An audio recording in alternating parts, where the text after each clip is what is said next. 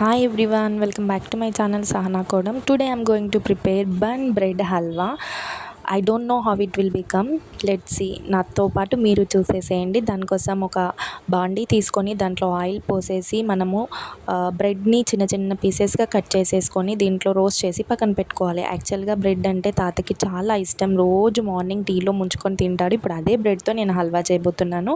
తర్వాత sugar syrup చేసేయాలన్నమాట. మనము గులాబ్ జామ్కి ఎలా అయితే చేస్తామో అలాగే ఒక బౌల్ తీసుకొని దాంట్లో టీ గ్లాస్ ఆఫ్ వాటర్ని యాడ్ చేసి 4 or 5 టేబుల్ స్పూన్ ఆఫ్ షుగర్ని యాడ్ చేసేసుకొని ఇప్పుడు మనము రోస్ట్ చేసుకున్న బ్రెడ్ని కూడా దీంట్లోకి షిఫ్ట్ చేసేసుకొని పాలు పోసేసుకొని డ్రై ఫ్రూట్స్ వేసుకుంటే మన బన్ బ్రెడ్ హల్వా రెడీ అయినట్లే. స్టవ్ ఆఫ్ చేసి తాతయ్యకి ఫస్ట్ సర్వ్ చేశాను. తాతయ్యకి చాలా చాలా బాగా నచ్చిందనమాట.